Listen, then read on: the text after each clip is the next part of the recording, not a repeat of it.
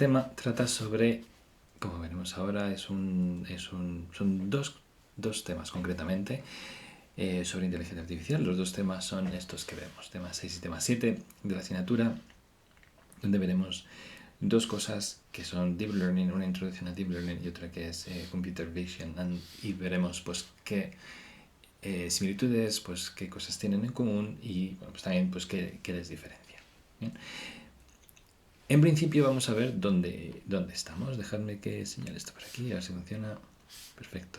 Realmente, primero lo que vamos a ver es dónde estamos, ¿no? Como vimos, hay varios tipos de algoritmos de Machine Learning, ¿no? Tenemos Classical Machine Learning, tenemos Ensembles, que ya vimos y ya repasaremos qué es, y también veremos más adelante qué es Reinforcement Learning, ¿no? Pero, concretamente, hay un área que se encarga, que se centra exclusivamente en un tipo de modelo, ¿no? Las Neural Networks, esto de aquí no es más que un tipo de modelo de aprendizaje, concretamente aprendizaje supervisado. Es decir, a ojos de Classical Machine Learning podríamos incluir aquí Neural Networks. Las Neural Networks se representarán con NN, de Neural Networks, las NNs. ¿Por qué? Porque al final no dejan de ser un modelo, algo que es capaz de aprender, ¿no? De forma supervisada. Pero, como vemos aquí está la distinción, ¿no? En el caso en el que tengamos datos complicados o features o características, ¿no? O atributos, columnas que veamos que no están claras o que existe, pues bueno, algo difícil de encontrar, pues tenemos este subconjunto de modelos, ¿no? De tipos de aprendizaje. Es importante tener en cuenta esta distinción, ¿no? En primer lugar, hemos visto que Machine Learning se encuentra aquí. No voy a elegir otro color para verlo un poco más claro. Dentro de la inteligencia artificial estamos viendo un área concreta que es Machine Learning. Dentro de Machine Learning existe un subconjunto de modelos que son los denominados famosos Deep Learning, que ahora veremos exactamente pues, qué hace, cómo funcionan, etc., ¿no? Deep Learning es un subconjunto de Machine Learning, porque Deep Learning no deja de ser algo que es, no deja de ser un aprendizaje supervisado. ¿Bien? Por eso está dentro de Machine Learning, ¿no? Es uno de los tipos de aprendizaje que tiene Machine Learning. Pero por otro lado, tenemos Computer Vision. Computer Vision no es puramente Machine Learning, no es puramente Deep Learning, aunque usa partes de Machine Learning, partes de Deep Learning, ¿no? Computer Vision sí que es un subconjunto de inteligencia artificial. Bien, es por eso que pues bueno, hasta ahora hemos visto Machine Learning, tanto algoritmos supervisados como no supervisados. No en esta asignatura, sino lo que llamamos segundo bloque de la asignatura, que se verá en el curso siguiente, nos centraremos exclusivamente en Computer Vision. ¿Bien? Pero hoy veremos pues, una pequeña introducción a Deep Learning, que es el paso primero, ¿no? Cómo ir de Machine Learning, que es lo que conocemos, pasar por Deep Learning y llegar hasta Computer Vision. Y también veremos pues, un poco de cómo se utilizan, cómo partiendo de Deep Learning podemos hacer temas de Computer Vision, es decir, veremos un poco esta sección de aquí, o este subconjunto de aquí. Una vez que hemos visto eso, es importante, o a mí me gusta destacar un punto, ¿no? Un punto que tiene que ver con la nomenclatura. Si miramos los artículos, si miramos la literatura que había desde los años 80, ¿no? Hasta el 2000, de lo que se habla es de neural networks, ¿no? De redes neuronales, que es pues el elemento en rojo, ¿no? Vemos como en 2004 pues era algo que estaba, pues, se hablaba un montón de ello y hemos visto que va en decrecimiento. Luego veremos por qué sucede, ¿no? Este decrecimiento. Y es a partir de 2014, más o menos, 2014, 2016, cuando se empieza a acuñar un nuevo término, que es el famoso término Deep Learning. Bien. Veremos exactamente por qué se llama Deep, ese aprendizaje profundo, y qué es exactamente lo que los hace diferentes, ¿vale? Si es que se puede decir que son diferentes, ¿no? Lo que sí está claro es que Deep Learning tiene tiene una resonancia bastante mayor hoy en día que las propias neural networks. Hasta cierto punto, hay gente que pues considera que Deep Learning es una pues, manera moderna, ¿no?, de llamar a Neural Networks. Yo opino que en el fondo Deep Learning no deja de ser muchísimas redes neurales juntas, ¿no?, con unas utilidades bestiales, una manera también de aprender diferente, pero no dejan de ser, como veremos luego, pues redes neuronales juntas. ¿Bien? ¿Por qué se llama Deep Learning y por qué este cambio de redes neuronales, esas redes neuronales que hemos visto antes, a este Deep Learning, ¿vale?, que también se representa con DL? Pues realmente viene por el mero hecho de ver cuántas capas intermedias somos capaces de utilizar y somos capaces de entrenar y somos capaces digamos, de hacerlas funcionar, ¿no? Porque al final una red neuronal no deja de ser esto, es algo que tiene una entrada, luego veremos específicamente cómo es uno de estos nodos, ¿vale?, para entender cómo funciona, pero no deja de ser una entrada en el cual tenemos un nodo, luego veremos en qué consiste este nodo. Este nodo, ¿vale?, es un nodo pues como este también, esto de aquí es lo que se llama neurona. Neurona, o también se llama nodo de la red neuronal.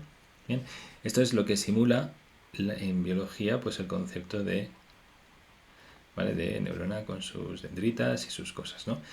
Eso es lo que intenta simular. Bien, las neural networks en los años 80 pues a lo mejor solo había pues una red neuronal, ¿no?, con unas determinadas entradas y una salida, ¿no? Pues aquí tendríamos un vector x0, x1, x2, x3 y aquí tendríamos pues una salida. ¿Bien?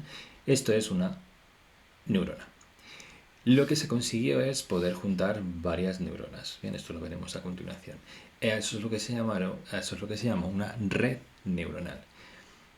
Se descubrió también que incluyendo unas capas intermedias, una capa se entiende como un conjunto de redes neuronales, un conjunto de neuronas que separan pues, los datos de entrada de los datos de salida.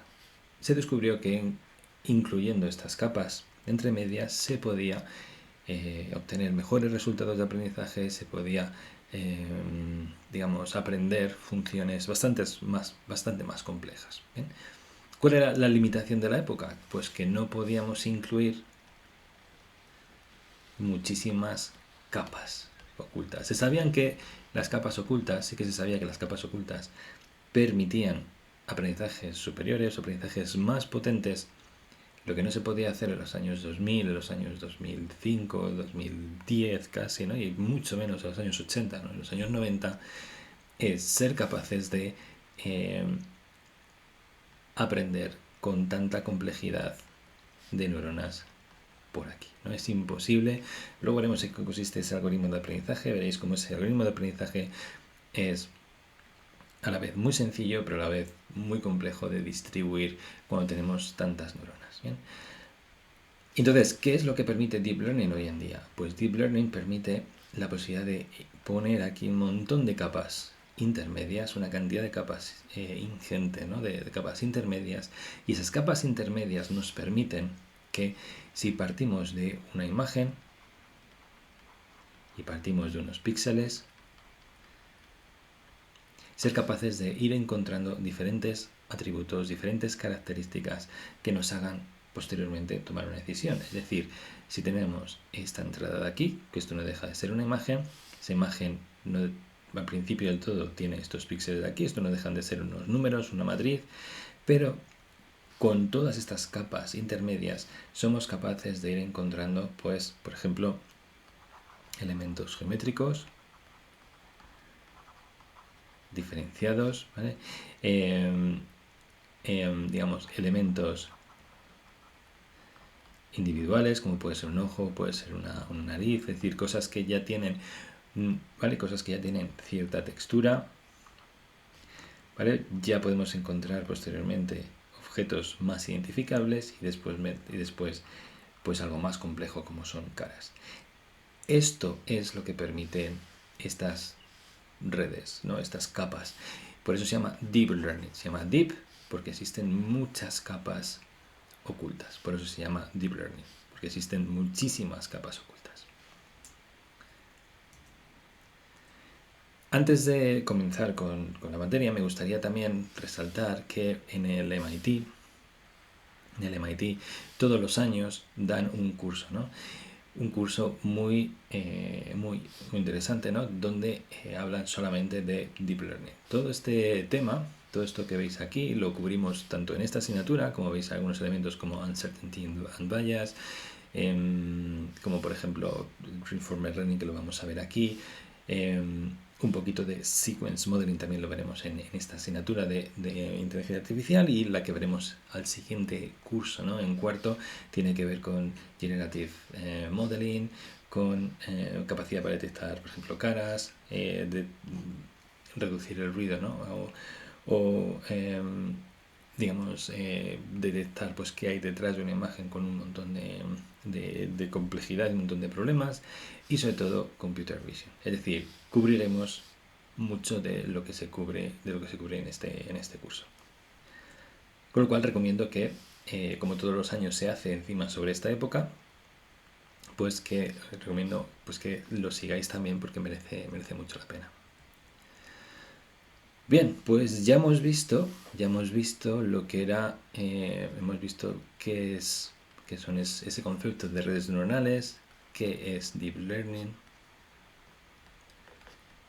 Bien, hemos visto que ambas estructuras tienen que ver con unos determinados nodos, ¿vale?, que se conectan a otros nodos, ¿bien?, en función de cuántas capas ocultas. Aquí tenemos el input, ahora aquí tenemos el output, y aquí tenemos esas capas ocultas. En función de cuántas capas ocultas, eso hará que algo sea Deep Learning o que algo sea una red neuronal, ¿no? Pero cada uno de estos elementos de aquí es lo que hemos definido antes como si fuera pues una neurona. ¿Bien? Esa neurona, o esa manera de modelar cómo funciona una neurona hoy en día, se llama perceptrón, que no deja de ser otro algoritmo de aprendizaje supervisado, pues muy parecido, o dentro de no de la familia, pero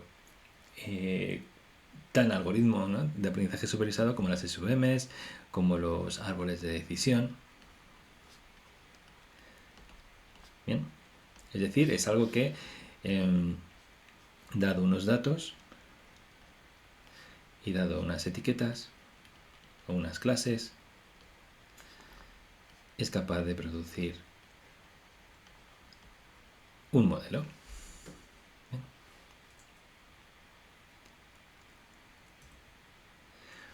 ¿Cómo se modela o cómo se construye ese perceptrón? Bien, esto de aquí que estamos viendo es el modelo de perceptrón. ¿Cómo somos capaces de modelar la manera en la cual funciona hoy en día una neurona? Bien, pues matemáticamente lo que tenemos es lo siguiente. Tenemos unos vectores de entrada. Estos vectores de entrada no dejan de ser los datos que tenemos. ¿Vale? Tenéis que ver estos x0, x1 como, por ejemplo, variables como pueden ser la edad, como puede ser, por ejemplo, el peso, o como, por ejemplo, puede ser la altura. ¿Bien? Esto que tenemos aquí, estos pesos que tenemos aquí se llaman pesos, o weight, como vemos aquí. Esto es lo que se encarga de realizar el aprendizaje.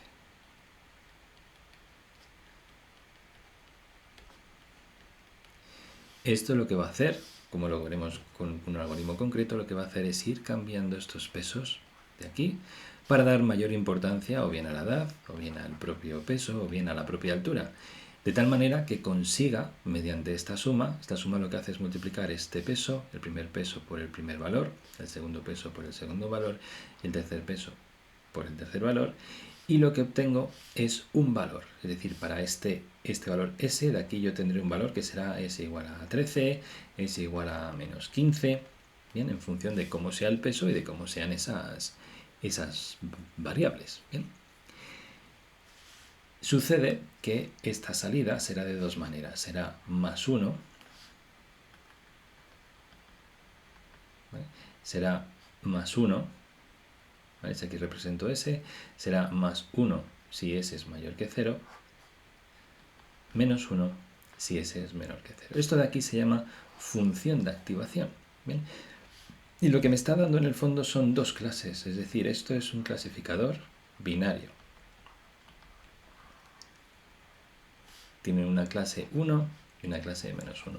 Esas dos clases codifican cualquier posible valor binario. Por ejemplo, estamos hablando si tengo edad, peso y altura, pues digamos, la clase más 1 puede ser propensión a la diabetes, por ejemplo, y pues no propensión a la diabetes. ¿Bien? Están codificadas, yo puedo codificarlas como yo quiera. Puedo poner el no propensión a diabetes como más 1 y propensión a diabetes como menos 1. En el fondo, lo que quiero decir es que estos algoritmos son capaces de aprender dos posibilidades. ¿Bien? En resumen, lo que esto está haciendo es, dados dos valores de entrada, perdón, tres valores de entrada en este caso, tenemos tres pesos. Esos pesos son los propios de estos son pesos de la red neuronal. Ahora veremos cómo se ajustan esos pesos. Que multiplicando cada peso con cada parámetro obtenemos una suma extraña, ¿no? Obtenemos esta suma que vemos aquí. En función de esa suma, si es positiva o negativa, si es positiva o si es negativa, obtendremos un valor, un más 1 o un menos 1, que estas son las clases que tendremos. ¿Bien? La cosa es que, como tendremos el aprendizaje supervisado, tendremos valores de x sub 0, x sub 1, x sub 2 y valores del output. ¿Bien? Es decir, aquí esto será la edad, pues tendremos edad 17, peso 70 kilos y altura 180 centímetros. ¿Bien? Y el output, por ejemplo, puede ser menos 1. Es decir, esta gente es muy probable que tenga diabetes. Pues alguien ya con 50, que pese 93 y que tenga una altura de 1,62, pues es muy probable que desarrolle esta enfermedad. Otra persona que tenga 71 años, que pese, vamos a decir, 89 y que tenga una altura de 1,75, hemos visto que empíricamente ha desarrollado la enfermedad. Es decir, tendremos varios datos, ¿bien? Y estos datos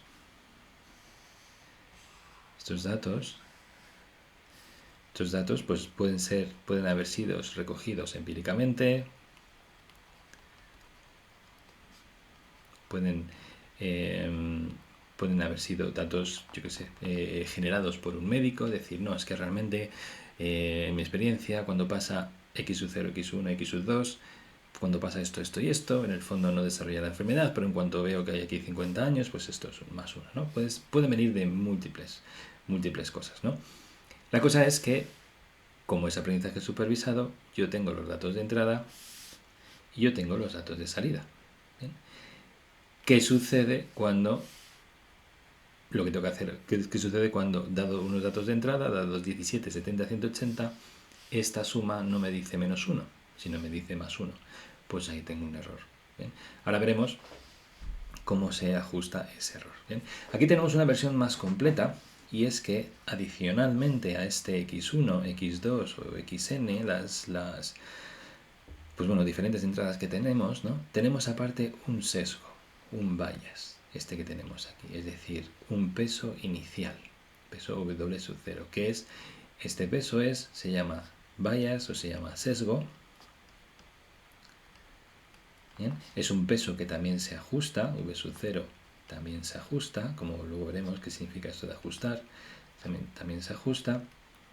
Y lo que viene a decir es, ¿qué pasa si todas las entradas son nulas? ¿Qué pasa si x sub 1, x sub 2, x sub m es 0? ¿O qué pasa si todos los pesos son 0? Que es una cosa que sucede casi siempre al principio. Como al principio no tengo datos suficientes, lo que tengo es sesgo. Ese sesgo es lo que nosotros aportamos vía este w sub 0. Y por supuesto luego tenemos el error, ¿no? El error no deja de ser algo que va desde el output, ¿vale? Desde lo que me ha dado, lo que ha predicho este algoritmo, comparado con lo que me tendría que haber dado. ¿Bien? Y eso es lo que me va a permitir ajustar esos pesos. Muy bien, ¿cómo funciona o cómo aprende ese perceptrón? Pues este perceptrón aprende con esta fórmula que vemos aquí. Se llama descenso del gradiente. Descenso del gradiente. ¿Y qué es lo que va haciendo? Pues bien, lo que va haciendo es encontrar estos W sub I, estos son los pesos cada uno de estos, es decir, encontrar un peso V sub 0,1, V sub 0, V sub 0,1, perdón, W0, W1, W2. Este I para 0, para 1, para 2, para, bueno, todos los pesos que haya dentro de la red neuronal. ¿Bien? Y ajusta los nuevos pesos al peso que había antes más una relación de cuánto me he equivocado. ¿Vale? Este es mi error. El error es cuánto tendría que haber sido el ground truth o la realidad o lo que tendría que haber dado, que es el label, menos lo que yo he predicho. ¿Vale?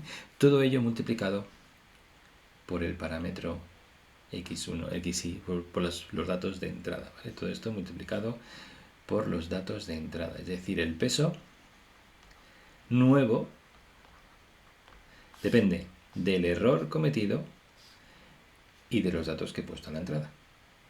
¿Bien? Todo ello multiplicado por esto de aquí, ¿vale? Esto de aquí se llama learning rate.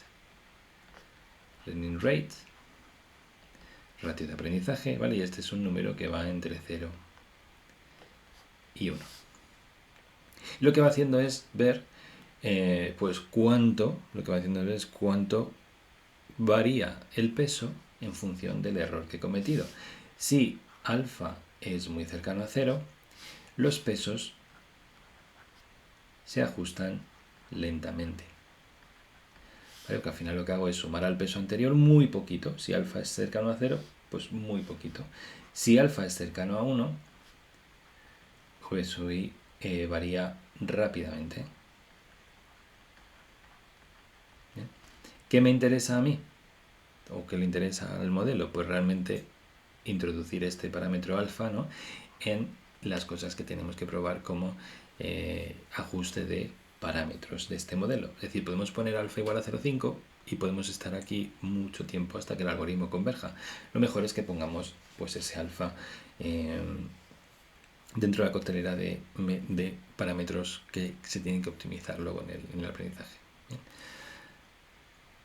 ¿Y cómo funciona? Pues bien, vamos a empezar por esta fila de aquí, ¿no? En esta fila de aquí vamos a introducir en los datos de entrada x sub 0, x sub 1 y x sub 2, vamos a introducir tres valores, 5, menos 4 y 3. Pensad que este 5 pues, puede ser la edad, ¿vale? Este menos 4 otra variable, ¿vale? Y esto de aquí pues puede ser las horas en redes sociales, por ejemplo. ¿Bien? Y esta etiqueta que tenemos aquí, ¿vale? Pues simplemente es si esa persona, ¿vale? Si vamos a decir que ese más 1, por poner algo, ¿no? Si ese más 1 es una persona que va a comprar, ¿vale? Puede comprar un móvil el año que viene,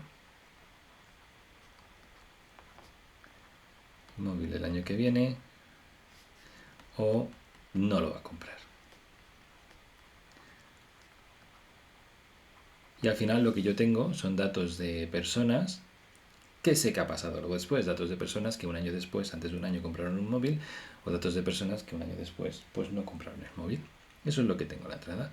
Vamos a ver cómo se ajustan los pesos y vamos a ver cómo funciona este descenso del gradiente. Vamos a coger otro color para verlo más claro. Bien, en primer lugar, la primera iteración, ¿vale? Este digamos que es el primer paso. El primer paso, elijo un elemento, ¿vale? Un elemento, elijo una persona, tiene los datos 5, menos 4 y 3. Y sé que esa persona va a comprar un móvil el año que viene. Como más 1, puede ser cualquier clase. ¿Bien? Ahora lo que empiezo, como empiezo la red neuronal desde cero, voy a iniciarlas como 0, 0 y 0. El siguiente paso que obtengo es obtener esa suma que hemos visto, esta S, este es el weighted sum. Bien.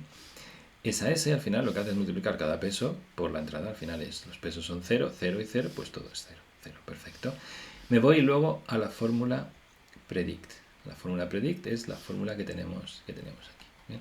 Y esta fórmula me dice que si es menor o igual que 0, será menos 1. Si es mayor que 0, es más 1. Como tengo 0, estoy en este elemento de aquí, lo que predigo es menos 1. Lo que predigo es menos 1. ¿Qué sucede aquí? Que este menos 1 no coincide con este más 1 de aquí, es decir, hay un error. ¿Bien? Como hay un error,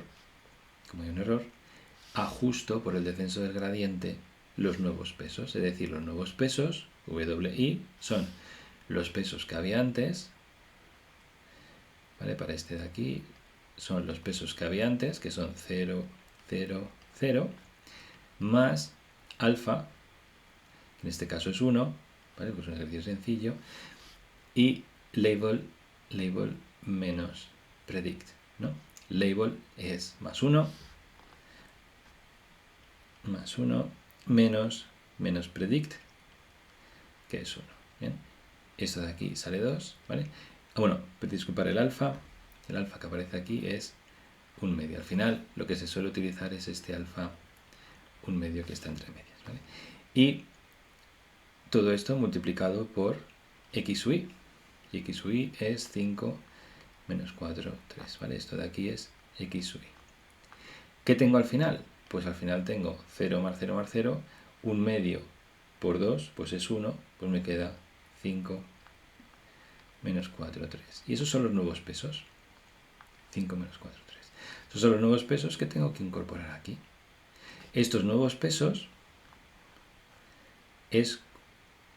son los nuevos v sub 0, v sub 1, v sub 2, que utilizo la próxima vez que vea algún dato de entrenamiento, que es el segundo paso, que es la segunda fila, que es esto de aquí. Ahora me vienen otros datos nuevos, me viene un 2, un 3 y un menos 2, y me tiene que dar menos 1. Pero ya no son los pesos 0, ya son los nuevos pesos que he ajustado gracias al descenso del gradiente. Es así como aprende. Como aprende es ajustando esos pesos. ¿Bien? Ahora los pesos son 5 menos 4, 3. La suma es diferente. La suma es 5 por 2, 10, menos 4 por 3, menos 12. Y 3 por menos 2, 6, pues da menos 8. Ese menos 8, como es una suma negativa, se me queda el menos 1. Perfecto, bien. Como este menos 1 es igual que el menos 1, he acertado. Como he acertado, no ajusto los pesos, es decir, los pesos son iguales. ¿Bien? Podemos utilizar la fórmula del descenso gradiente ahí, pero como label y predict son iguales, label menos predict va a ser 0 y nos queda que los pesos nuevos son iguales a los pesos antiguos. Es por eso que estos pesos no se tocan y siguen aquí sin variar. Me llega otra entrada, tercer paso, y me llega este 432. Este 432, la salida que me tiene que dar es más 1.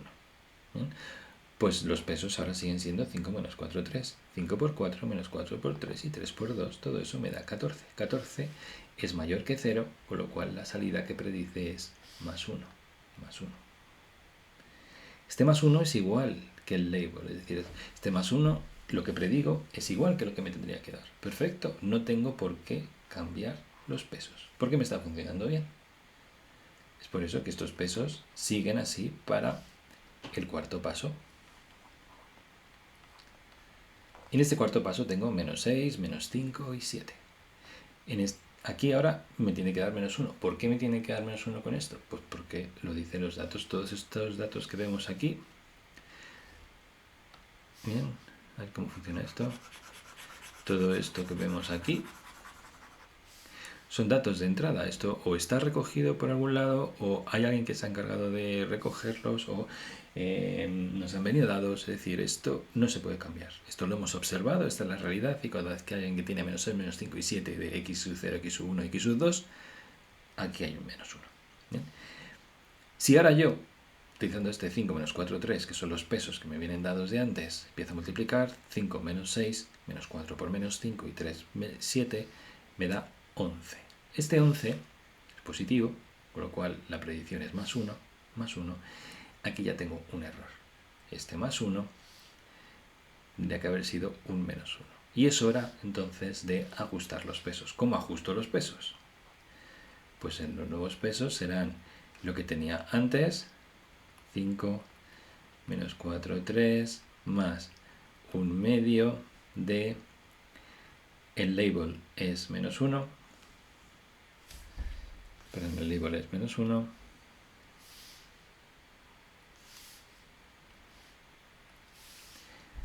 bien, y la predicción que he hecho es más 1, menos más 1, que es menos 1. ¿Bien? Todo eso multiplicado por la entrada es menos 6, menos 5, 7. ¿Bien? Con lo cual, esto es un medio por 2, esto es simplemente menos 1. ¿Bien? ¿Y esto que me quedaría? Pues sería 5 menos 1, menos 6, más 6, 11, menos 4 más menos 1, menos 5, menos 4, más 5, queda 1 y 3 multiplicado, o sea, sumado más menos 7, menos 4, ¿vale? Que son los pesos que en efecto vemos aquí. Y es así como se iría calculando el descenso del gradiente, no para 4 pasos, sino para, vamos a decir, 10.000 filas o 10.000 registros o 10.000 datos que yo tenga. ¿Bien? Con esto la red neuronal se va ajustando. Con esto la red neuronal va encontrando unos pesos, ¿bien?, que hacen que, dada una entrada a la izquierda, coincida con los labels o las clases o las etiquetas que tendría que dar. Aquí, como siempre, tenemos que dividir todo en, simplificando, en train y test. Bien, todo esto que estamos haciendo ahora solamente aplica a esta parte del entrenamiento. De aquí saldría una red neuronal con unos pesos, saldrían unos pesos 1, W2, ¿vale? Que después tendríamos que probar en test, como hemos visto antes en Machine Learning. Bien, pues así es como funciona o cómo aprende una red neuronal. Pero solo nos estamos fijando, como ahora veremos, en un nodo exclusivamente, en un perceptrón. Bien. Las ventajas, pues como veis, simple y computacionalmente ligero, no dejan de ser sumas y restas, no hay operaciones mayores. Y además requiere pocos ejemplos para aprender. Como veis, ya con pocos ejemplos ya ha ido acertando bastantes. ¿Qué desventajas tiene esto de aquí? Pues que no deja de ser un clasificador lineal, ¿no? Que no es como los Decision Tree, que no eran clasificadores lineales. Y aparte, que no puede ser multiclase, no, porque aquí solo hay dos clases. Esto es un clasificador binario. ¿Vale? ¿Qué hacer cuando queremos más clases, más etiquetas, más posibilidades? Bien. Pues por eso tenemos el famoso perceptrón multicapa, siendo las capas esas hidden layers que hemos visto antes. Y esto no es más que unir varios perceptrones, como veremos ahora. Bien. Para ello tenemos, como vemos aquí, diferentes capas. Tenemos el input layer, tenemos hidden layers, que son estas capas grises, ¿vale? Esto sería hidden layer, esto también sería hidden layer, ¿vale? Todo lo que esté entre input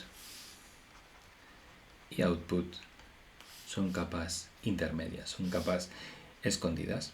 ¿Bien? Estas redes que vemos aquí se conocen como feed-forward neural networks. Y ahora veremos por qué se llama ese feed-forward neural network. ¿Bien? Pero digamos que cuando encontramos este percentrón multicapa, eso era como se llamaba antes, realmente esto al final, ¿vale?, se ha llamado como feed-forward neural networks. ¿Y cómo aprenden? Pues aprenden mediante el método de backpropagation. Ese backpropagation no deja de ser, por eso no voy a entrar en detalle, no deja de ser un descenso del gradiente a todos los niveles. Cada vez que aquí tenemos un error, ¿vale? Cada vez que aquí sucede un error, ese error se propaga, por eso se llama backpropagation, se propaga hacia atrás a cada una de estas capas. Cada una de estas capas utiliza el descenso del gradiente para ir ajustando errores, y esos errores al final los va propagando de nuevo hacia atrás hasta que llega a la entrada. ¿Bien? Es decir, es un descenso del gradiente a múltiples niveles, ¿no? y en múltiples capas. Quedaros por lo tanto con tres nombres, que estas redes se llaman feed-forward neural networks, ahora veremos por qué eso de forward, ese feed-forward, y que el descenso del gradiente, cuando se utiliza en estas estructuras tan complejas, pasa a llamarse backpropagation. O también podemos decir que el backpropagation se basa en el descenso del gradiente.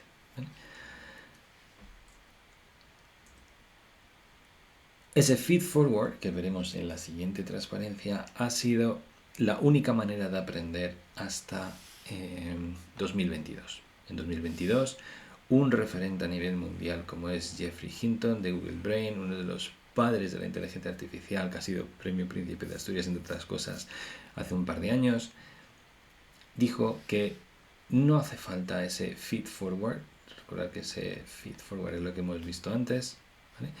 Sino que somos capaces de aprender de otra manera, con los llamados forward-forward. Esto es súper reciente, esto como digo es de 2022. ¿Bien?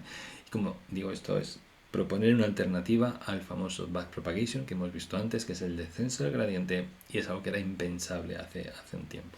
Como veis, son investigaciones preliminares, es decir, esto es algo que va, pues bueno, realmente es algo muy innovador.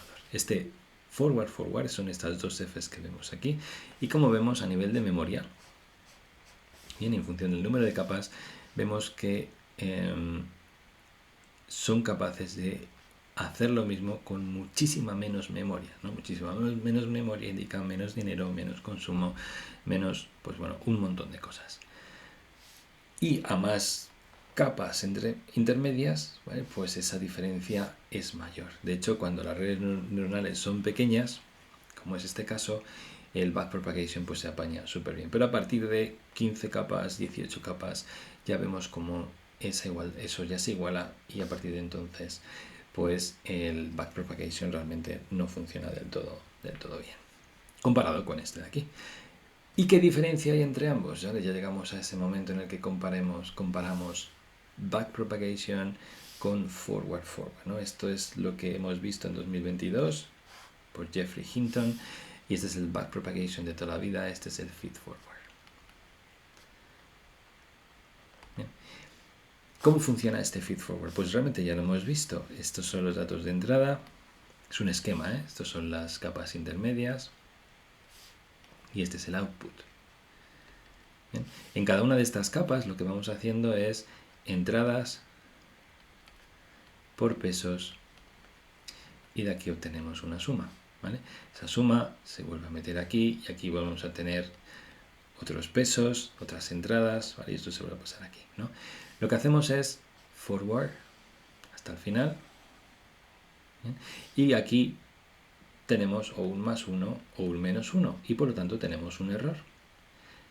Y es en este punto de aquí, cuando nos damos cuenta que hay un error y vamos haciendo backpropagation y decimos, a ver, este error hay que disminuirlo, vamos a ir ajustando ese error por descenso del gradiente. Entonces, primero se comunican a estos nodos de aquí van propagando ese error hacia atrás, bien, hasta que al final todos los pesos que vemos en esta red neuronal se ajustan. Por eso se llama forward, backward o feed forward, que es primero calculamos todas las predicciones hasta el final, y una vez que tenemos eso, volvemos hacia atrás, ¿vale? Hasta el principio, ¿no? Para obtener pues ese error. Este es el famoso backpropagation. Con forward no esperamos a eso, sino en cada capa vamos viendo cuánto nos estamos equivocando. ¿Bien? Cuánto nos estamos equivocando, y hacemos un update local. ¿Bien? De esta manera, como es de esperar, cuantas más capas tengamos, menos memoria usaremos, porque no tenemos que estar esperando hasta que el error venga de la última capa, sino que vamos ajustando esos nodos, ¿vale? en pequeñas iteraciones, o en la propia capa intermedia vamos ajustando los datos que necesitamos. Bien. No voy a entrar en detalle en cómo funciona esto de aquí, primero porque está todavía bajo desarrollo, y segundo, ni mucho menos porque no me crean lo que dice Geoffrey Hinton, ni muchísimo menos uno de los padres de la inteligencia artificial, sino porque hoy en día es muy difícil encontrar una implementación de este método, ¿bien? Y este método pues es el que se utiliza hoy en día en todo, ¿no? Desde Generative AI, cualquier cosa que aprenda utiliza este backpropagation o alguna modificación, ¿no? de este backpropagation. Por eso pongo más énfasis en este de aquí, ¿bien? Pero con este forward, quedaros con que ese error se va adaptando localmente en cada una de las capas. Genial. Pues, ¿qué hemos visto hasta ahora? Hemos visto cómo ajustar realmente estos pesos para que esto aprenda. ¿Pero es este el único parámetro que podemos tocar en el aprendizaje? No. Aquí hemos visto una función de activación. Bien, aquí hemos visto una función de activación que se llama función step. Son estos step que vemos aquí. Bien. Son funciones pues, bastante, digamos, drásticas, ¿no? Como veis, existen otras posibilidades con más suavidad, funciones como las ReLU, que son 0 y luego a partir de ahí tenemos esta linealidad, son las Rectified Linear Unit, ¿okay? Y otras como las Leaky ReLU o las ELU directamente, o las tangentes hiperbólicas. En el fondo lo que es una especie de tipo S, ¿no? Algo que dice un valor por debajo de 0, yo no hago nada, un valor por encima de 0 lo que hago es algo proporcional, ¿no? a cuanto de más grande sea, ¿no? Por ejemplo, si tenemos un S igual a 1 o un S igual a 200, en el caso de esta función step, me da igual, siempre voy a tener un más 1. En este caso tendría más 1 y más 1, pero algo me dice que si realmente la función S o esta suma ponderada es 200, yo tendría que dar una respuesta mayor, y eso es lo que hace, por ejemplo, estas ReLUs. Bien. Las más conocidas realmente son Sigmoid y ReLU, y las más usadas, como veremos en visión artificial, son las ReLU o las Leaky ReLU para ciertas aplicaciones. Realmente Sigmoid y tangentes hiperbólicas se utilizan hoy en día simplemente como ejercicios lectivos, ¿no? Pero en la vida real, en aplicaciones empresariales, ReLU es lo que se utiliza. ¿Cuál es la mejor? Pues bien, aparte de lo que acabo de decir, que normalmente ReLU es lo que se utiliza como mucho, el Leaky ReLU este de aquí, normalmente este es otro parámetro a optimizar, es decir, tenemos que probarlas todas para ver cuál es la mejor. Por eso, de nuevo, aparece este no freelance theorem. Muy bien, pues hasta ahora lo que hemos visto es el perceptrón, que es la unidad mínima, o sea, es el clasificador binario mínimo, es el germen de lo que es las redes neuronales y por lo tanto de Deep Learning. Bien. La manera de aprender hemos visto que se hace mediante ese descenso del gradiente, y después si añadimos varios perceptrones tenemos una red neuronal. Y si obtenemos muchísimas capas, muchísimas neuronas, ahí ya estaríamos hablando de Deep Learning. Y esto ya sí que nos permite aprender datos no linealmente separables. El perceptrón solamente nos permite obtener datos linealmente separables. ¿Bien? Y esto ya nos permite hacer cosas no lineales, que en el fondo los datos de la vida real están más cercanos a esa no linealidad que estos datos de aquí. Muy bien. Esto es lo que hemos visto, una red neuronal que se forma, tenemos los perceptrones multicapa. Pero ¿cuál es realmente la ventaja frente a los otros métodos que hemos visto, como las máquinas de vector soporte o los decision trees o los ensembles, ¿no? Hemos visto pues, el random forest, el XGBoost, ¿no? ¿Cuál es realmente la diferencia? Pues bien, realmente esa pregunta se ha hecho ya 2 veces en la historia. Esa pregunta no tuvo respuesta en los años 70 y tantos, cerca de los años 80, por eso tuvimos ese First AI Winter. Las SVMs aparecieron en 1995 más o menos y tuvieron un boom bestial. Pero como veis, aparecieron a la vez que hubo otro, digamos, otro invierno, esto se llama otro invierno de las redes neuronales, que es, pues sí, parece que sirven para mucho, bien, parece que sirven para mucho, pero realmente al final tienen mucha limitación y es que no puedo poner tantas capas intermedias, que es encima lo que hace que esto sea capaz de aprender cosas.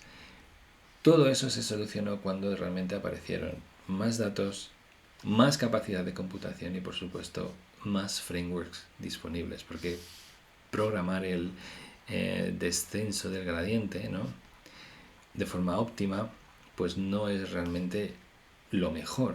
Por eso aparecieron estos frameworks donde esto ya estaba más que implementado de una manera súper óptima, en un lenguaje de programación súper óptimo, y no hacía falta pues programarlo, ¿no? Con lo cual eso hizo que se democratizara el uso de las redes neuronales. A eso sumado con la capacidad para procesar información con GPUs y que existiera tantos datos, hizo despegar esto, y es por eso que hoy en día estamos hablando tanto de Deep Learning como de todo lo que estamos hablando hoy de AI en general.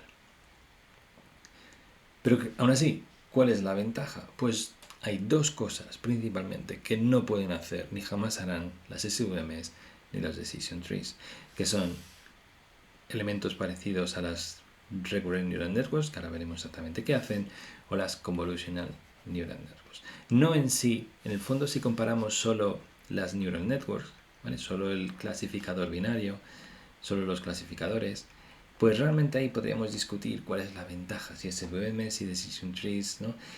Pero realmente es cuando añadimos apellidos a esas redes neuronales, como es las Recurrent Neural Networks, que ahora veremos, ¿no?, y las Convolutional Neural Networks, cuando realmente vemos que las SVMs jamás llegarán a esto, ni los Decision Trees llegarán a esto. ¿Y en qué consiste? Pues en la capacidad para reconocer texto, reconocer voz, crear música. Todo esto se consigue con las RNNs, o la capacidad para extraer información a partir de imágenes. Eso se consigue con las redes convolucionales.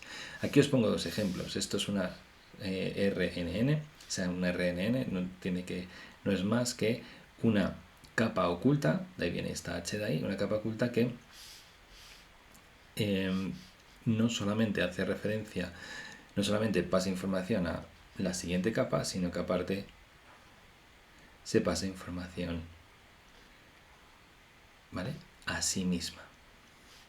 Eso es lo que hace esa Recurrent Neural Network. Solo por esto de aquí, esto ya nos permite analizar texto, reconocer voz, incluso traducir texto, hacer todas estas cosas. Eso es lo que, digamos, el germen de lo que hoy es ChatGPT y todo lo que vemos de los Large Language Models, ¿vale? Es el germen de eso. Y por otro lado tenemos las Convolutional Neural Networks, que como entrada tenemos una imagen y como salida tenemos una categoría. Bien, esto es una imagen de entrada y aquí tenemos una categoría, una clasificación.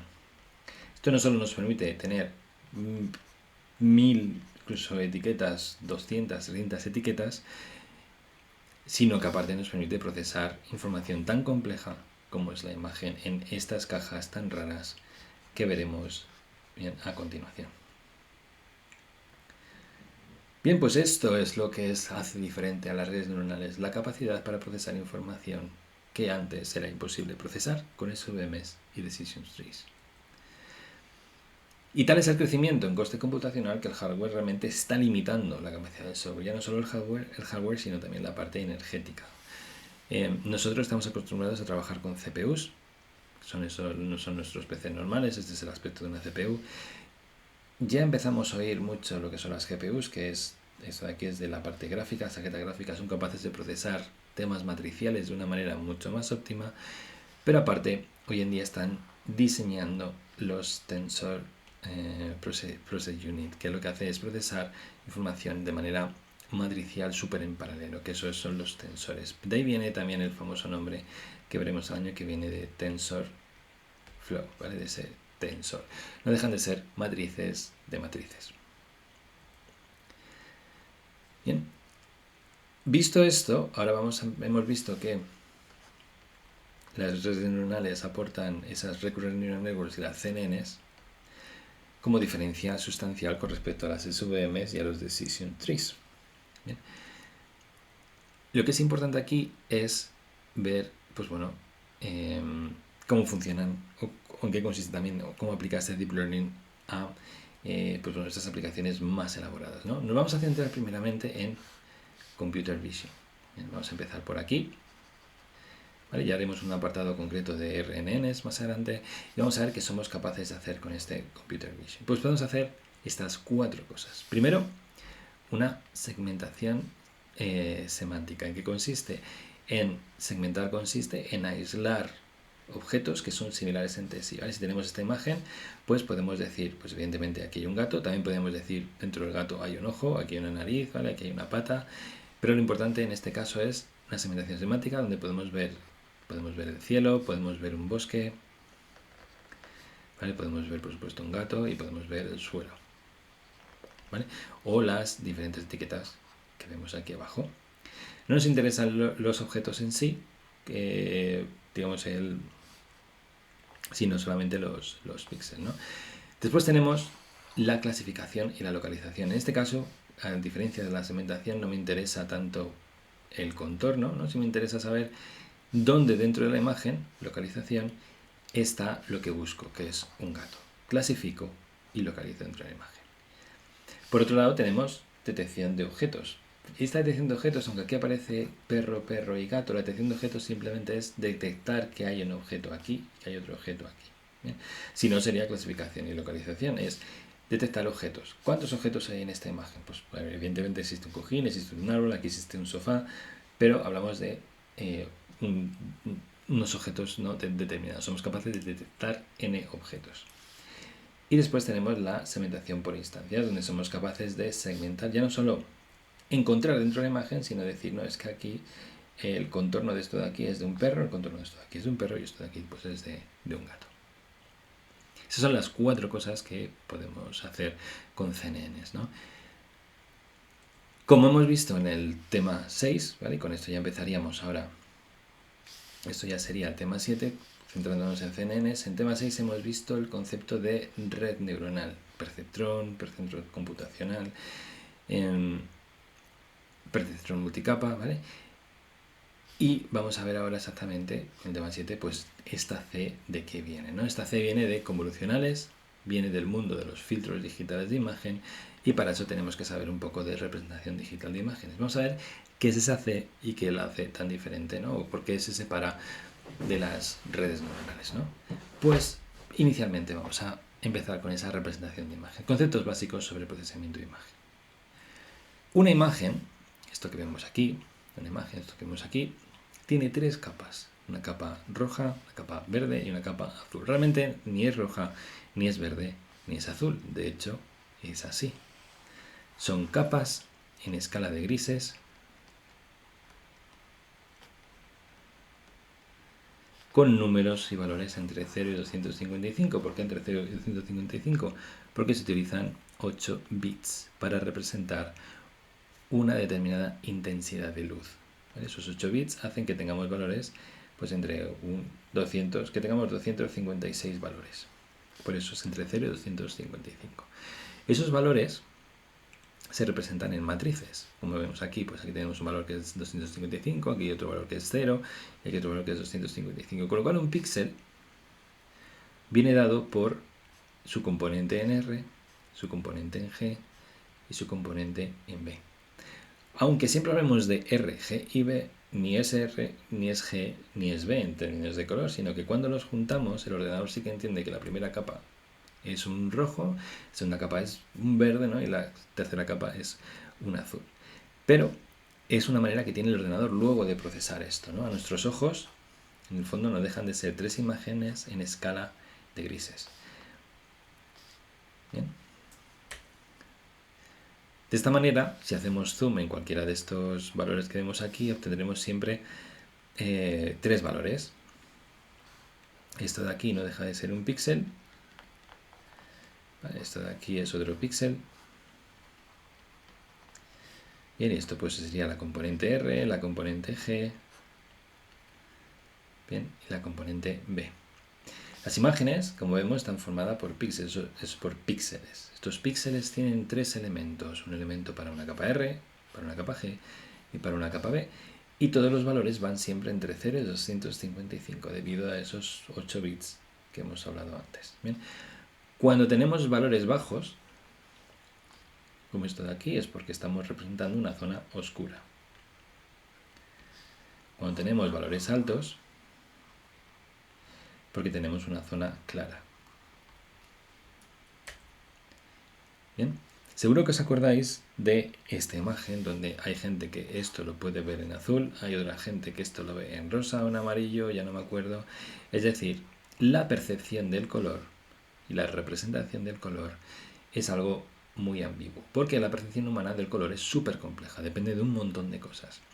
Y la representación mediante este método no siempre es unívoca, aunque tengamos esas tres capas, ¿no? Y seamos capaces de, con 256 valores, representar todos los colores posibles. ¿Bien? No obstante, digamos que no es unívoca esa representación, ¿vale? Y puede dar lugar a errores como vivimos con este ejemplo, pero es la opción más óptima para computación realmente. No solo existen las imágenes a color, ¿no? Existen, como hemos visto, las imágenes también en escala de grises y en blanco y negro, como veremos luego después. Las imágenes en escala de grises no están formadas por tres capas, están formadas únicamente por una capa. Esa capa contiene también valores entre 0 y 255, 8 bits, y cada elemento de esto de aquí es un píxel igual. Es un píxel, pero solo con un valor.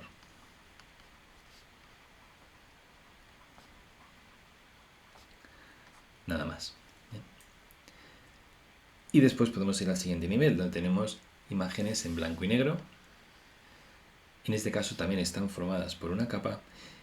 Bien, pero aquí solo hay valores entre 0 y 1. O también puede ser con valores que sean 0, y lo pongo entre corchetes para indicar que es o 0 o 255. No un intervalo entre 0 y 255, eso no. Sino es o es el 0 o es el 255. Bien, o 0 o 1. Es decir, en resumen es que las capas R, G, B, ¿vale? Son tres capas, representan las imágenes a color, ¿vale? Con una capa y 256 valores, tenemos las escalas de grises, ¿sí? Y con una capa y dos colores tenemos las imágenes en blanco y negro. Este sería, grosso modo, el resumen. ¿Bien? Es justo lo que pongo aquí. Bien, ya hemos visto esa representación digital de imágenes. Vamos a ver qué es esto de filtros digitales de imágenes. Conceptos básicos sobre el procesamiento de imagen. Veremos muchísimo más el año que viene en la asignatura, pero es necesario entender un elemento concreto, ¿no? de filtrado, ¿no? Primero, entender qué es un filtro digital. Los filtros digitales nos permiten realizar funciones sobre imágenes. Nos permiten desde detectar bordes, como vemos aquí, detectar esos bordes o contornos. Nos permiten multiplicar los detalles que vemos de una imagen, como es este el caso, o nos permite suavizar. Suavizar consiste en quitar detalles, ¿vale? Esto es lo contrario de lo que hemos visto antes. Estos filtros funcionan vía un elemento que se llama kernel o máscara.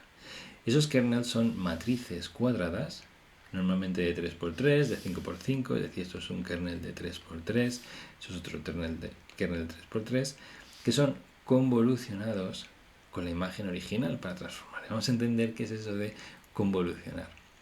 Convolucionar consiste, como vemos en este GIF, en pasar a lo largo de toda la imagen haciendo una determinada operación. ¿Bien? Es decir, si tenemos esta imagen amarilla que vemos aquí, esa imagen amarilla tiene en las esquinas inferiores tienen un valor, ¿vale? Ese valor lo voy a poner aquí, ¿vale? Para que lo tengamos. Tiene un 1, un 0, un 1, 0, 1, 0, 1, 0, 1. ¿Vale? Este es el kernel. Lo que hace este kernel es pasar por toda la imagen y multiplicar punto a punto, ¿vale?, el valor que tiene el kernel con el valor que tiene la imagen, ¿vale? Y después sumar. Por ejemplo, si tenemos esto de aquí a la entrada, ¿vale?, esto de aquí, este trocito de imagen inicial de arriba a la derecha, de arriba a la izquierda, tenemos 1, 1, 1, 0, 1, 1, 0, 0, 1.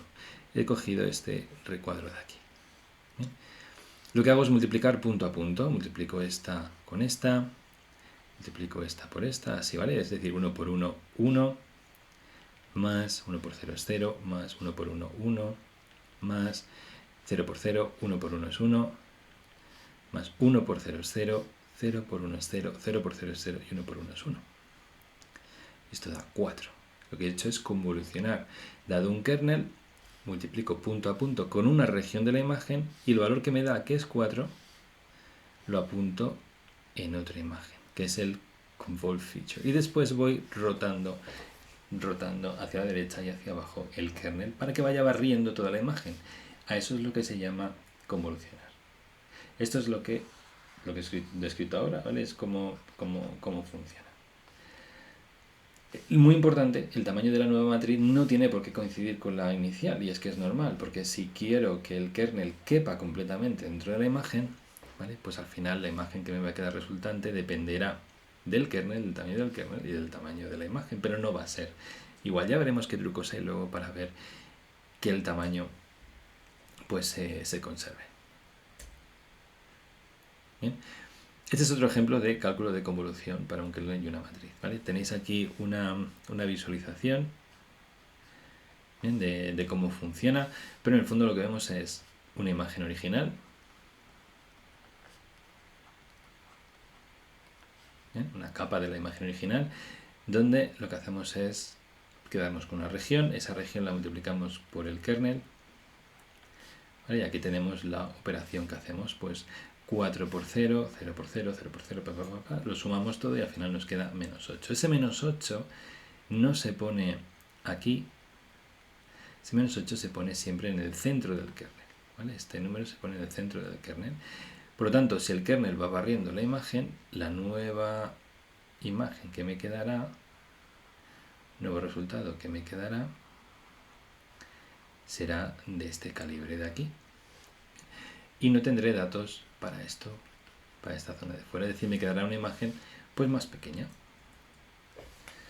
¿Qué efectos tienen estos kernel en una misma imagen? Pues mirad, dada la imagen original que tenemos a la izquierda, estos kernel, por ejemplo, ¿no?, este kernel de aquí, pues nos da estas imágenes. Como veis, en función del kernel podremos obtener pues unos contornos bien definidos, como esto de aquí, unos contornos pues más suaves o pues elementos pues bastante digamos donde haya un contraste pues muy alto, ¿no? ¿Cómo se interpreta el kernel?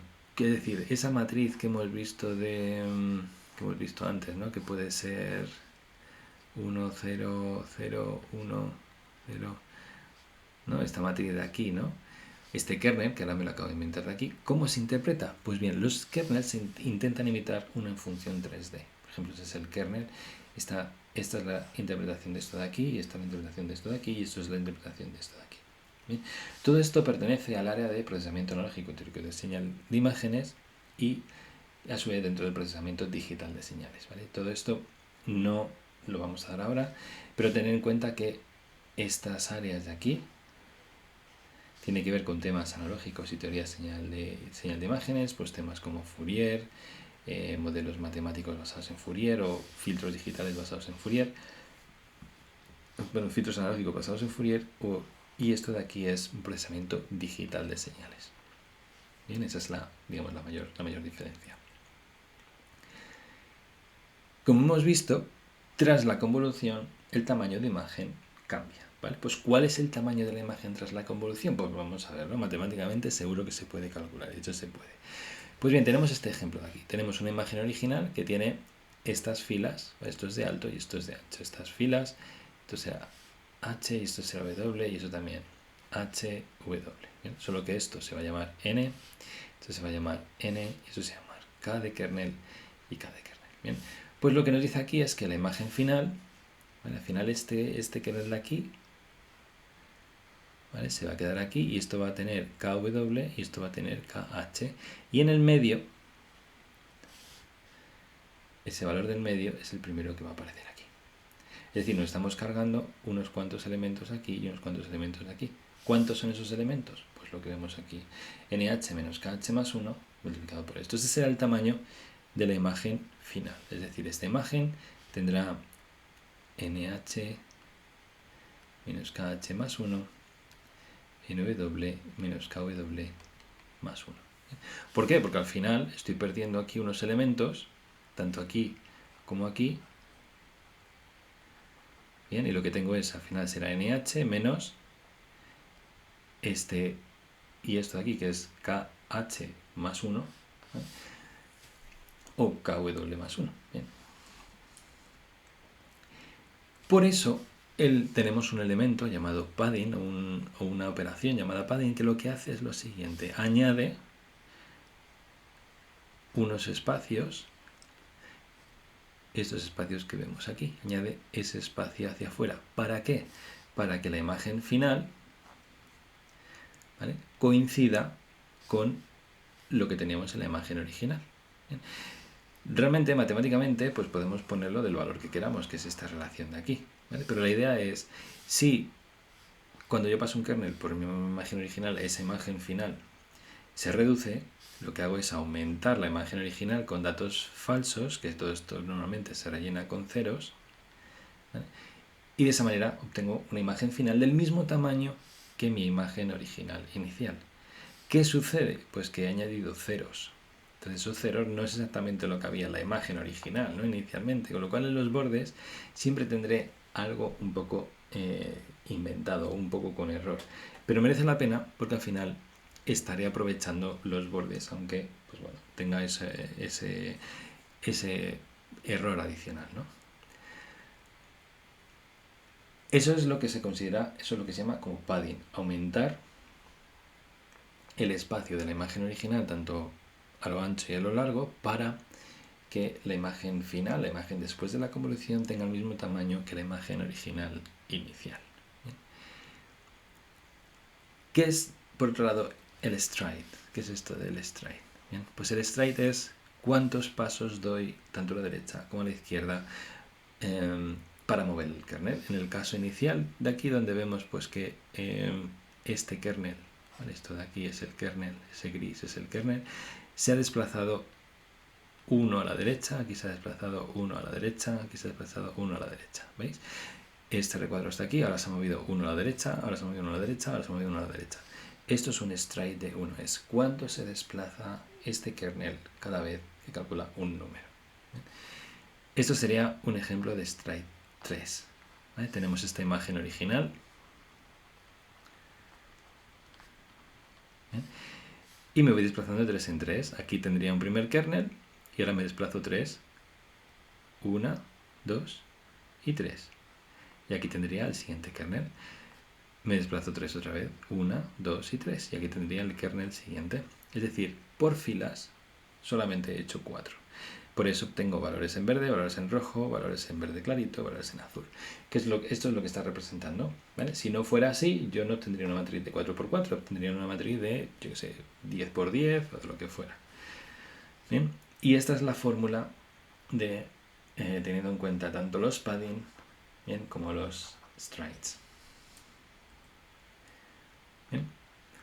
Y bien, esto no deja de ser otro ejemplo, ¿vale? Otro ejercicio, ¿vale?, que podíamos ver en clase, pues para ver cómo calcular pues estos valores de aquí, ¿no? Por ejemplo, en este caso lo que hemos hecho ha sido multiplicar esto de aquí. Si ahora nos vamos a la derecha y multiplicamos esto de aquí, pues podríamos obtener, ¿vale?, este número. Un ejercicio tipo de examen es pues cuál es el elemento, ¿vale?, que habría aquí. ¿Bien? Pues bien, esto es convolucionar, ¿vale? Esto es el convolucionar a nivel de filtro digital, ¿no? Todas las operaciones sobre imagen se pueden realizar con un filtro digital, ¿no? El operador básico, como hemos visto, se denomina kernel o máscara o filtro, ¿no? Yo lo he utilizado de forma indiferente, casi no suelo usar la palabra máscara, o uso kernel o uso filtro. Y después hemos visto dos operaciones, padding y stride, que son dos parámetros que nos permiten controlar el tamaño de la imagen final.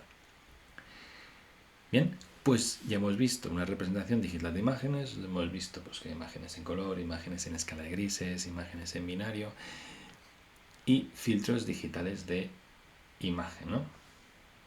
Pues es hora de ver pues, esas imágenes, esas convolucionales, ¿no? Esas redes neuronales convolucionales, o también llamadas CNNs. Bien, veamos primero los elementos de una red convolucional, ¿no? De una CNN. Bien. Inicialmente tenemos una imagen. ¿Vale? Esa imagen, esta imagen de aquí, se representa con este recuadro con volumen. Tenemos el tamaño de la imagen y las capas que tiene. ¿Vale? Estas capas normalmente suelen ser o una, o tres, o a veces cuatro. ¿Vale? Pero en el fondo esas tres, cuando vemos un 3, es RGB. Estas tres es esta profundidad que tiene. Esto tendría 39 por 39. ¿eh? Y después hacemos una capa convolucional.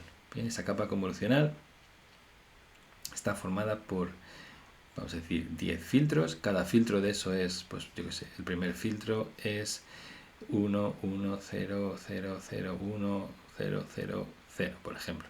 El segundo filtro es otra máscara completamente diferente. Es decir, son maneras de ir convolucionando la imagen.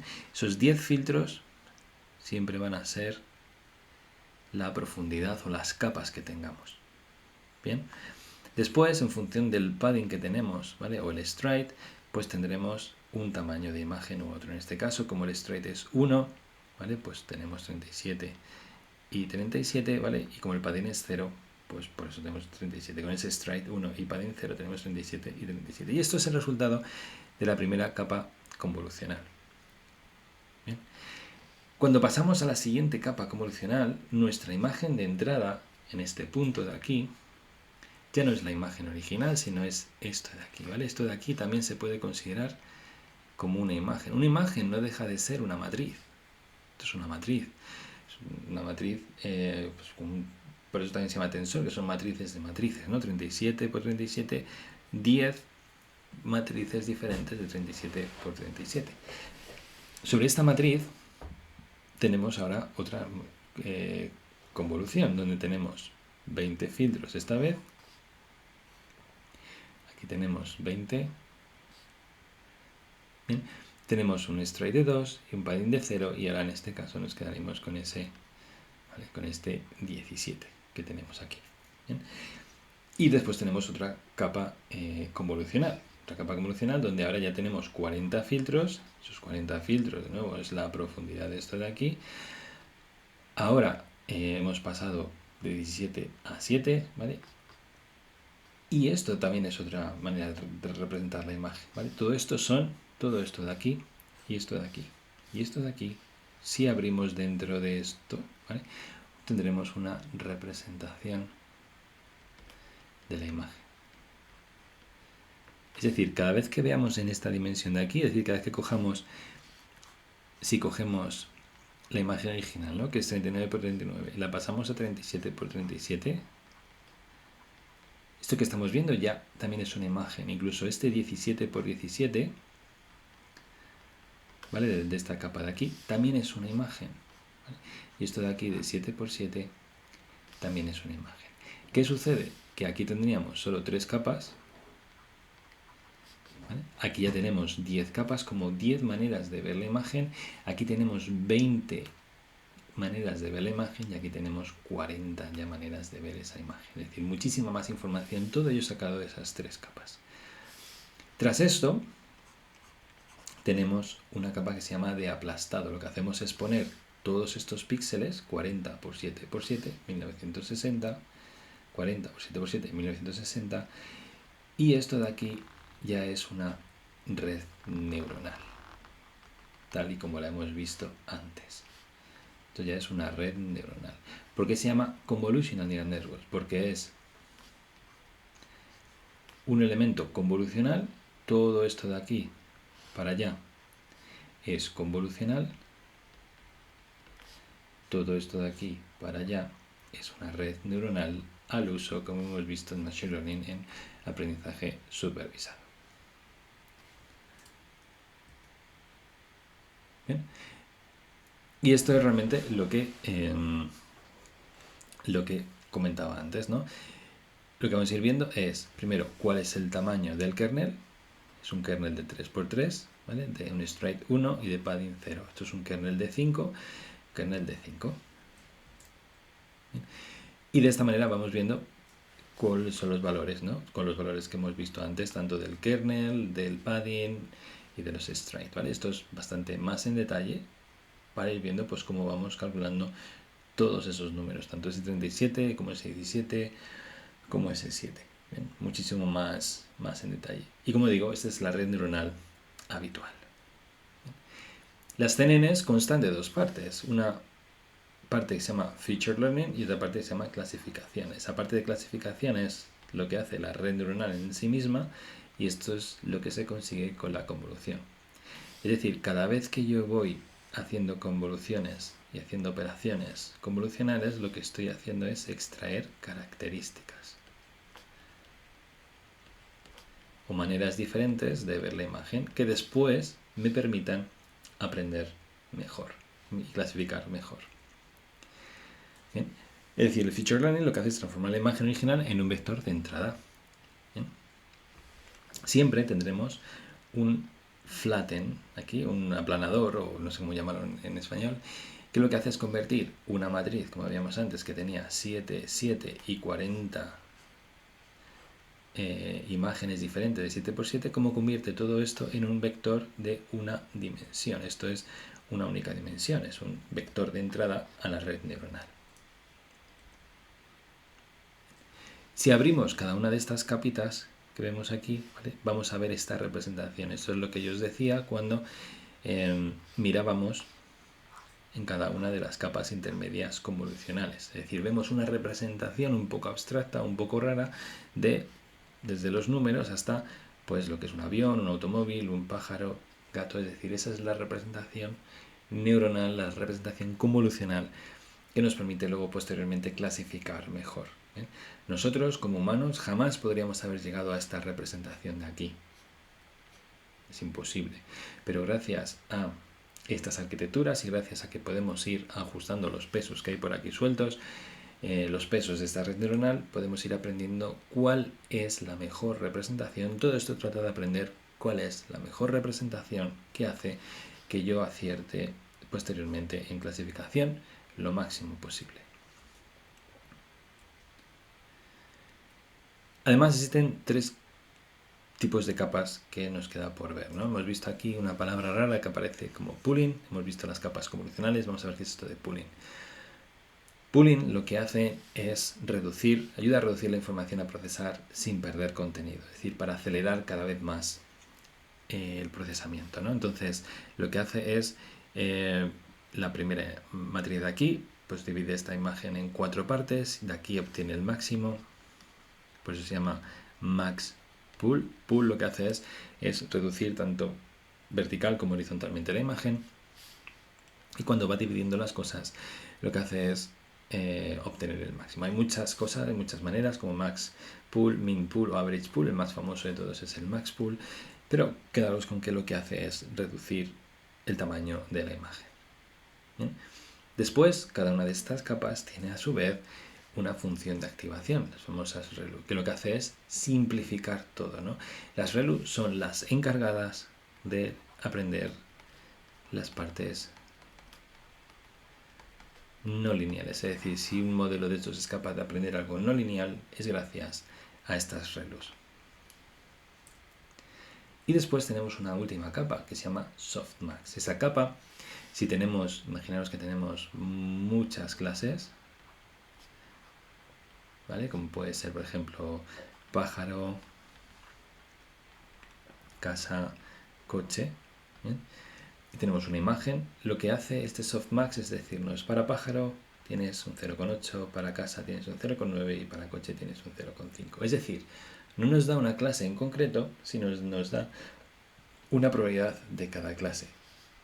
Bien, esto es súper útil si queremos utilizar no solamente la etiqueta en sí misma, no solo si es pájaro, casa o coche, sino hacer uso de esta probabilidad, pues para luego tomar pues más decisiones o ver, pues bueno, o ponderar, ¿no?, lo que nos está diciendo con otros clasificadores. Y ahora vamos a ver una arquitectura de verdad, una arquitectura que se utiliza hoy en día, se llama VGG, que viene de, de este equipo de aquí de Oxford, que lo que se utiliza es para Large Scale Image Recognition, como veis aquí. Esto es una red neuronal de verdad que se utiliza hoy en día, que tiene en total 1000 categorías, 1000 números de clases, que recibe una imagen de entrada que es 224 por 224 por 3, y donde vamos viendo pues todas las operaciones que se van realizando. Vemos los números de filtros que se utilizan, 64, 128, cada vez más, 256, 512, ¿bien?, hasta que obtenemos un flatten, ¿no? Este flatten de aquí, ¿vale?, no deja de ser este paso que se hace aquí desde lo que es convolucional, que es esto de aquí, a lo que es ya la red neuronal en sí misma. Como vemos, esa red neuronal también se llama fully connected, más las redus, ¿vale? Y después vemos como las partes convolucionales, que es convolucionar, convolucionar y max pooling. Como veis encima, se concatenan varias operaciones de convolución, es decir, aquí a nivel convolucional hay 2, aquí hay otros 2, aquí hay 3, aquí hay 3 y aquí hay 3, ¿vale? Es decir, hay un montón. Entonces son 9 y 2, 11 y 2, 13. Hay 13 capas convolucionales y 1, 2, 3, 4 y 5 capas de pooling. Bien, y por último tenemos este softmax al final, este amarillo que casi no se ve ahí, que en el fondo lo que me está diciendo es que de las clases que tengo hasta la 1000, pues me está diciendo pues cuál es la propensión a que sea la clase 1, ¿vale?, la clase 1000, ¿vale?, con 3.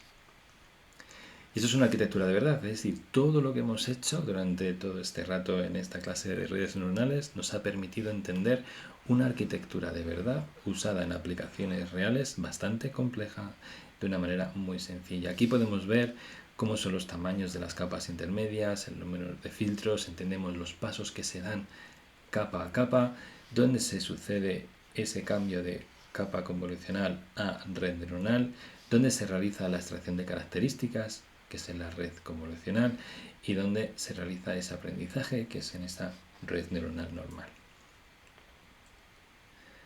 Bien, y así pues podemos estar analizando arquitecturas ahora sí todo el día, porque ahora tenemos otra aquí, que es AlexNet, que se inventó en 2012, donde tenemos una entrada de 227 con capa RGB, y vamos viendo las diferentes convoluciones que se hacen con filtros de 11×11, un stride de 4, 96 kernels, por eso aparece este 96 aquí, ¿bien?, y podemos ir deduciendo todos los posibles valores. Y siempre al final habrá una red neuronal. Bien, esto también se llama Fully Connected Layer.